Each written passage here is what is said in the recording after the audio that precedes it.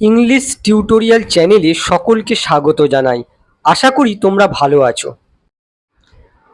আজকে কোন টপিকের ভিডিও দেব সেটা জানার আগে কিছু বাক্য দেখো। আমিও ইংরেজি শিখছি। রাহুলও আজ স্কুলে এসেছে। সেও গান গাইতে পারে।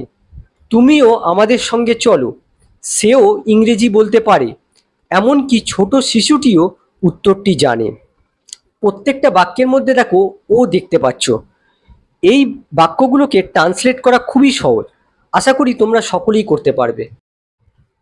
এই বাক্যগুলোকে ট্রান্সলেট করার জন্য যে ওয়ার্ডগুলোর প্রয়োজন হয় সেগুলো হলো also, even, T double O too, as well, either. এরা সকলেই হলো অ্যাডভার্ব। এদের সকলেরই অর্থ হচ্ছে ও। শুধুমাত্র এই ইভেনের অর্থ হচ্ছে এমনকি ও। এখন প্রশ্ন হচ্ছে, এই শব্দগুলোর যদি প্রত্যেকটা অর্থ একই হয় তাহলে কি একটা সাবস্টিটিউট আর একটা বসাতে পারি? উত্তরটা হচ্ছে কখনোই নয়। কখন কোনটা বসাবো তার সাথে এদের সেন্টেন্সে প্লেসমেন্ট জানাটা খুবই গুরুত্বপূর্ণ। ক্লাসটা দেখার পর এই নিয়ে কখনো কনফিউশন থাকবে না। শুধুমাত্র তোমরা যেটা করবে সেটা হচ্ছে ধৈর্য সহকারে ভিডিওটা শেষ পর্যন্ত দেখো। এবারে এই চার্টটা ফলো করো। এই চার্টটা দেখলে এদের ব্যবহার সম্পর্কে সব কিছু ক্লিয়ার হয়ে যাবে। দেখো, এটা দেখো তিনটে কলামে ভাগ করেছি। প্রথমে ওয়ার্ডস লিখেছি, তারপরে পজিটিভ, নেগেটিভ, ইন্টারোগেটিভ লিখেছি, তারপরে পজিশন লিখেছি। প্রথমে দেখো অলসো। অলসো পজিটিভ ইন্টারোগেটিভ বাক্যে ব্যবহার করা হয়। এদের পজিশন কি? মেন ভার্বের ঠিক আগে বসে। আর মেন ভার্ব ছাড়া যদি বি ভার্ব মেন ভার্ব হিসেবে থাকে তাহলে তার পরে বসবে। তারপরে দেখো T double O too positive interrogative বাক্যে বসে আর সবসময় বাক্যের শেষে বসে। অ্যাজ ওয়েল পজিটিভ ইন্টারোগেটিভ বাক্যে ব্যবহার হয়, একইভাবে বাক্যের শেষে বসে। ইভেন পজিটিভ নেগেটিভ বাক্যের ক্ষেত্রে ব্যবহার করা হয় আর জোর দেওয়া শব্দের আগে এই ইভেন বসানো হয়। তারপর দেখো আইদার নেগেটিভ নেগেটিভ ইন্টারোগেটিভ বাক্যে ব্যবহার করা হয় আর বাক্যের শেষে বসে। এই চারটার একটা স্ক্রিনশট তোমরা তুলে রাখতে পারো। গুরুত্বপূর্ণ নোটটা দেখো, ইভেন ইন্টারোগেটিভ সেন্টেন্সে বসে না। ইভেন ইন্টারোগেটিভ সেন্টেন্সে জেনারেলি ইউজ হয় না, পজিটিভ নেগেটিভ সেন্টেন্সে ইউজ হয়। এই বিষয়টা মনে রাখবে। এবারে আমরা কিছু বাক্য দেখে কনসেপ্টটা আরেকটু ক্লিয়ার করে নেব। আমিও ইংরেজি শিখছি। এখানে দেখো আমি হচ্ছে সাবজেক্ট আর তার সাথে দেখো ও রয়েছে। আর বাক্যটা দেখো, এটা হচ্ছে পজিটিভ বা অ্যাফার্মেটিভ বাক্য। তার মানে আমরা অলসো ব্যবহার করতে পারি। অলসো দিয়ে লিখলে এই বাক্যের অনুবাদ হয়ে যাবে I am also learning English. এখানে দেখো অ্যাম হচ্ছে হেল্পিং ভার্ব আর লার্নিং হচ্ছে মেন ভার্ব। দেখো ঠিক মেন ভার্বের আগে এই অলসো বসেছে। হেল্পিং ভার্ব আর মেন ভার্বের মাঝখানে এই অলসোকে রাখা হয়েছে। আবার যেহেতু এটা পজিটিভ বাক্য আমরা টি ডবল টু দিয়েও করতে পারি। তাহলে দেখো I am learning English to, এক্ষেত্রে টুটাকে কিন্তু শেষে লিখতে হবে। কি বোঝাচ্ছে? যে আমিও ইংরেজি শিখছি। টু শেষে বসাতে হবে। অনেক ক্ষেত্রে এই সাবজেক্টকে এমফ্যাসিস দেওয়ার জন্য এই টুকে এই সাবজেক্টের ঠিক পরে বসানো হয়, সেটাও রাইট হবে। এবার পরেরটা দেখো, I am learning English as well. যেহেতু পজিটিভ বাক্য আমরা অ্যাজ ওয়েল দিয়ে লিখতে পারি। অ্যাজ ওয়েল সবসময় বাক্যের শেষে বসে। I am learning English as well.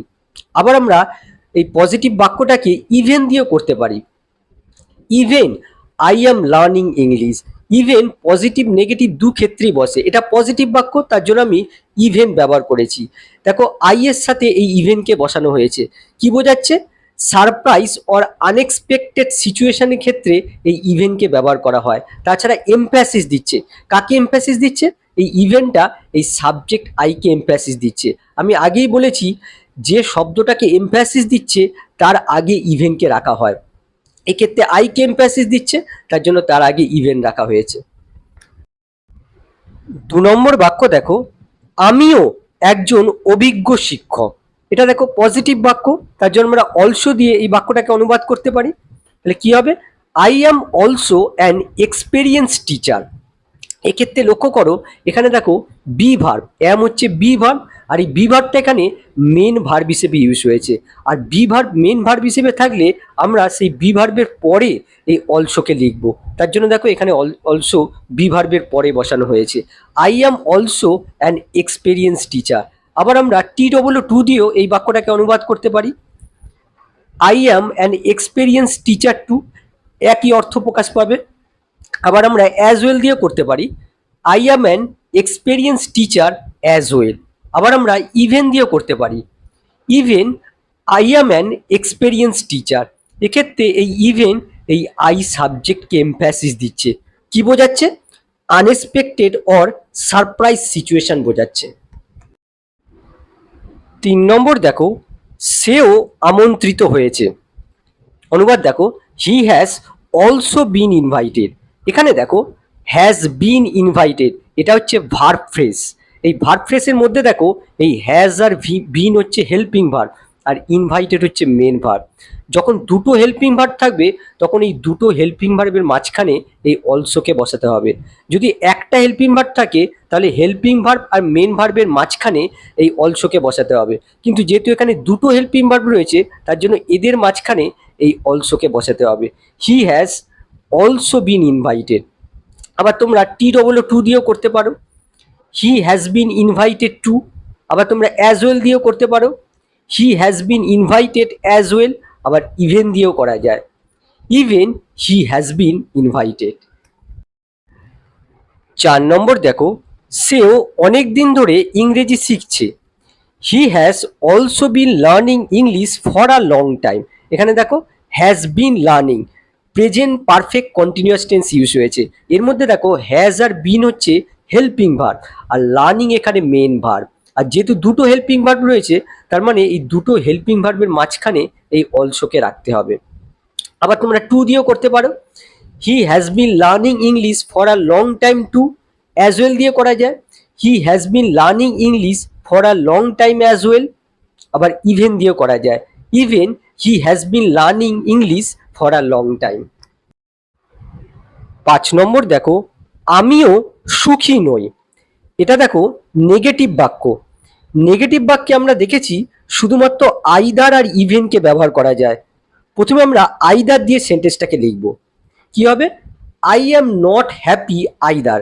মনে রাখবে আইদার যখন ও সেন্সে ব্যবহার করা হয় তখন সবসময় শেষে রাখা হয়। I am not happy either.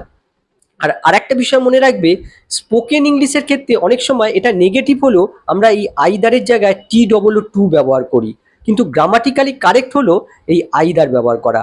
I am not happy either. আবার আমরা এটাকে ইভেন দিয়েও লিখতে পারি যেহেতু এটা নেগেটিভ বাক্য। কি হবে?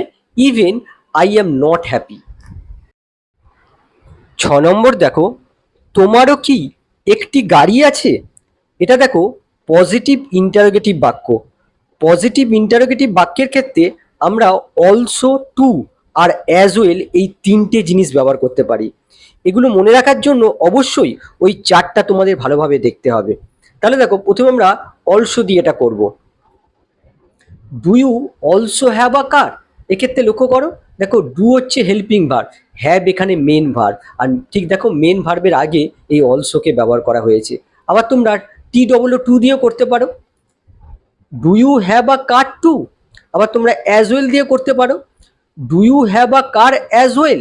কিন্তু এক্ষেত্রে আমরা ইভেন দিয়ে করতে পারবো না, তার কারণ ইভেন কখনো ইন্টারোগেটিভ সেন্টেন্সে ব্যবহার করা হয় না। 7 নম্বর দেখো, তারাও কি আসছে। এটাও দেখো আগের মতোই পজিটিভ ইন্টারোগেটিভ বাক্য। অলসো, টু, অ্যাজ ওয়েল এই তিনটে ব্যবহার করতে হবে। অলসো দিয়ে এই বাক্যটাকে করলে হবে আর দে অলসো কামিং। এক্ষেত্রে লক্ষ্য করো আর হচ্ছে হেল্পিং ভার্ব, কামিং হচ্ছে মেন ভার্ব, তার জন্য দেখো ঠিক মেন ভার্বের আগে এই অলসোকে ব্যবহার করা হয়েছে। আবার তোমরা টু দিয়েও করতে পারো। আর দে কামিং টু। আবার অ্যাজ ওয়েল দিয়েও করা যায়। আর দে কামিং অ্যাজ ওয়েল। 8 নম্বর দেখো, আমিও কি সাহায্য করতে পারি না। এক্ষেত্রে লক্ষ্য করো বাক্যটা interrogative plus negative, negative interrogative বাক্য। নেগেটিভ ইন্টারোগেটিভ বাক্যের ক্ষেত্রে একমাত্র আইদার ব্যবহার করা যায়। তাহলে অনুবাদ করলে কি হবে?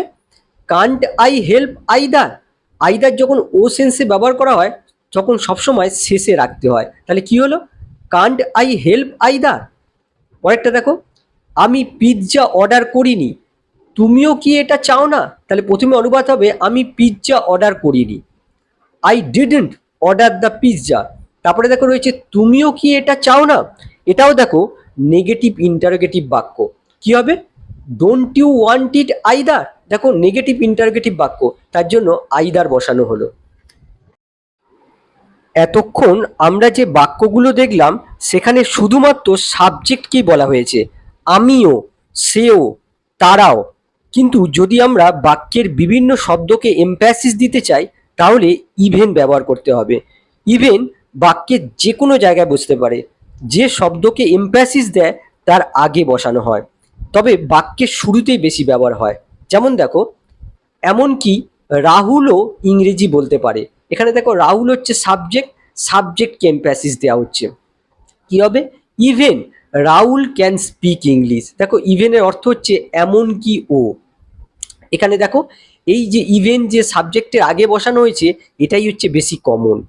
আবার দেখো, এমনকি রাহুল ইংরেজি বলতেও পারে। দেখো বলতেও, এখানে ভার্বকে এমফ্যাসিস দেওয়া হচ্ছে, ইংরেজি বলার ওপর জোর দেওয়া হচ্ছে। কি হবে? Rahul can even speak English. এখানে ইংরেজি বলার ওপর জোর দেওয়া হচ্ছে, তার জন্য দেখো এখানে স্পিকের আগে ইভেন ব্যবহার করা হয়েছে। এখানে কি বোঝাচ্ছে? এখানে রাহুলের সারপ্রাইজিং অ্যাবিলিটি বোঝাচ্ছে। তারপর দেখো, এমনকি রাহুল ইংরেজিও বলতে পারে। এখানে দেখো ইংরেজির সাথে এই ওকে ব্যবহার করা হয়েছে, ইংরেজি ভাষাটাকে এমফ্যাসিস দেওয়া হচ্ছে। কি হবে? Rahul can speak even English. দেখো ইংলিশ ভাষাটাকে ইম্পর্টেন্স দেওয়া হচ্ছে, তার জন্য তার আগে দেখো ইভেন ব্যবহার করা হচ্ছে। কি বোঝাচ্ছে? কন্ট্রাস্টিং ল্যাঙ্গুয়েজ বোঝাচ্ছে। অর্থাৎ আগের বাক্যে হয়তো কিছু ল্যাঙ্গুয়েজের কথা বলা হয়েছে যেগুলো রাহুল বলতে পারে, সেই প্রসঙ্গে পরবর্তী বাক্যে বলা হচ্ছে এমনকি রাহুল ইংরেজিও বলতে পারে। এখানে ইংরেজি ভাষাটাকে গুরুত্ব দেওয়া হয়েছে, তার জন্য দেখো ইংলিশের আগে ইভেন ব্যবহার করা হয়েছে। তাহলে দেখতে পাচ্ছ ইভেন সেন্টেন্সে বিভিন্ন স্থানে বসবার সাথে সাথে অর্থ চেঞ্জ হয়ে যাচ্ছে। সবশেষে তোমাদের দুটো বাক্য দিলাম, তোমরা আমাকে অনুবাদ করে দেখাও। আবার নেক্সট ক্লাসে অন্য কোনো টপিক নিয়ে আসবো। বাই।